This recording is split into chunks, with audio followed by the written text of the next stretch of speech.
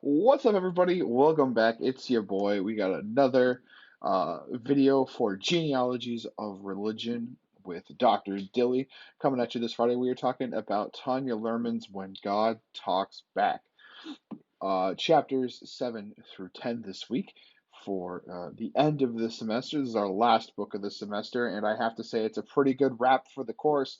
One of the things that I really kind of wanted to be one of the things that really drew me was the conversation about demons at the end of chapter 9. That was a topic, that was a conversation that was broached, I think.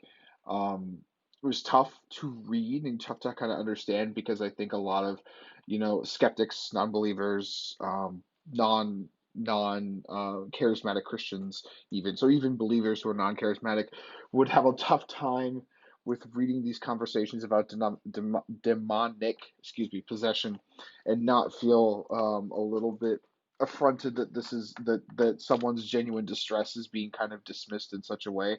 But I think that Lerman does a really, really good job of explaining why it isn't that their distress is being ignored or their distress is being kind of shunned, but that she is really trying to explain that this is how you handle this distress, and that this is a genuine system where people feel like this is how we fix these issues that we're dealing with. And I think that that's really, really tough to handle, and that's really kind of tough to talk about because it's it's a difficult conversation. When you have the conversation that someone genuinely might have uh, a mood disorder or some form of schizophrenia, and you're also trying to talk about the way that they have their relationship with God, it feels dismissive to say that. And so I think that one of the strengths of this book, especially chapter 9, is Tanya Lerman's dedication to being as fair as possible. It's a tough chapter, I think, to really hammer down that point, but I think that that's one of the strongest chapters in the book. It's one that really stuck with me, we'll say. It's one that I'm going to have to sit and ponder on for a while, because when God talks back is easy. When you hear God, makes sense. When God is challenging you with a possibility of negativity, and when you're being challenged not just with silence but with active, you know, um, assault back at you, that I think an active attack back at you, I think that can be really, really kind of tough to want to deal with.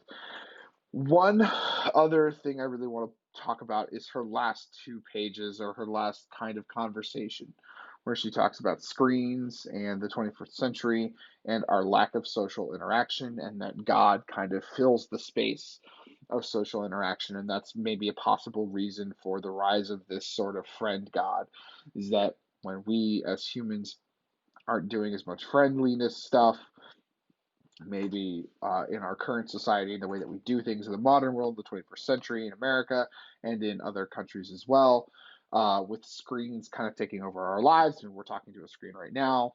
I mean, that it's possible that that God is a stand-in for a social interaction that would have been done before.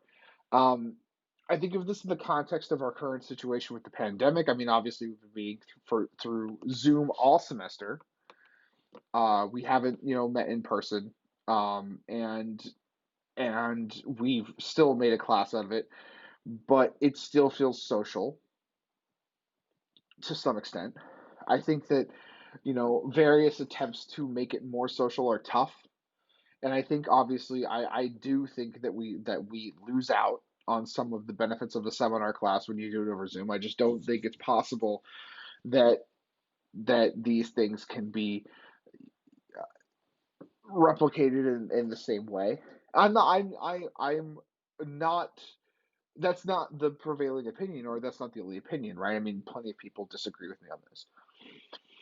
But I think that if Tanya Lerman had written that final section around this time, there'd be more of a conversation about how is God talking to us in the pandemic, and how are we looking at God friend, at charismatic God, when a true systematic kind of shift is happening, and I am becoming increasingly convinced that we can't shift back from the coronavirus when we can finally go back to school, but we can shift in a new way. And I'm wondering if that's going to change the way that we see God and the way that we see a charismatic God. That's for the future. That's the next project. That's the next look at, this understanding of of God the friend, and we'll see what happens. But yeah, that's something that I found really kind of engaging, compelling, and a little bit disturbing in a kind of like cosmic sense, or in a like that's a big question, and one that I don't have the answer to. Not like I'm scared, but that's it. So thanks so much for watching, guys. Remember to rate the video, comment video, and subscribe if you want to see more videos similar to this one. See you later.